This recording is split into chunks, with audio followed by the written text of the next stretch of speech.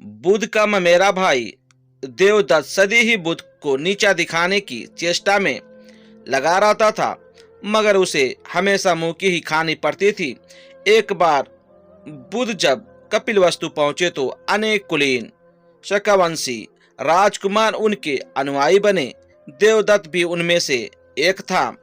कुछ समय पश्चात देवदत्त ने भी कुछ जादुई शक्तियां प्राप्त की और एक बार उनका प्रदर्शन मगध के भावी सम्राट अजात शत्रु के समक्ष किया। वहां वो एक शिशु के रूप में प्रकट हुआ, जिसने सांप की मेखला बांधी हुई थी। तभी से अजात शत्रु उसे परम आदर की दृष्टि से देखा करता था।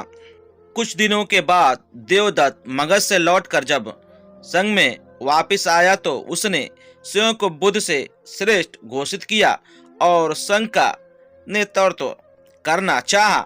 भिक्षुओं को बुद्ध से विमुख करने के लिए उसने ये कहा कि बुद्ध तो बूढ़े हो चुके थे और सठिया गए हैं, किंतु भिक्षुओं ने जब उसकी कोई बात नहीं सुनी तो वो बुद्ध और संघ दोनों से देश रखने लगा।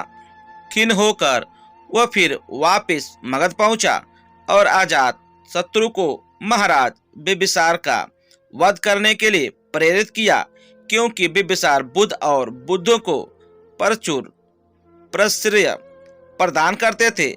प्रारंभिक दौर में बिम्बिसार को मरवाने की उसकी योजना सफल नहीं हुई, अतः उसने 16 धनुर्धारियों को बुद्ध को मारने के लिए भेजा, किंतु बुद्ध के व्यक्तित्व से प्रभावित हो सारे उनके ही अनुयायी बन गए। क्रोध में देवदत्त ने तब बुद्ध पर ग्रीककूट पर्वत की चोटी से एक चट्टान लुढ़काया, जिसे पहाड़ से ही उत्पन्न 2 बड़े पत्थरों ने रास्ते में ही रोक दिया।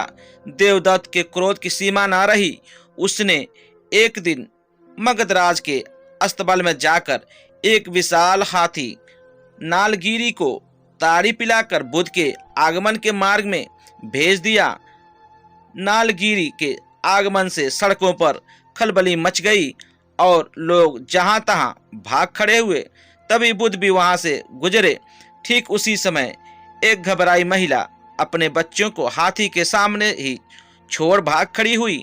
जैसे ही नालगिरी ने बच्चे को कुचलने के लिए अपने पैर बढ़ाए, बुद्ध उसके ठीक सामने जा खड़े हुए। उन्होंने हाथी के सिर को थपथपाया। बुद्ध के स्पर्श से नालगिरी उसके सामने घुटने टेक कर बैठ गया। नालगिरी हाथी की इस घटना से देवदत्त मगध में बहुत अप्रिय हुआ और उसे तत्काल ही नगर छोड़कर भागना पड़ा।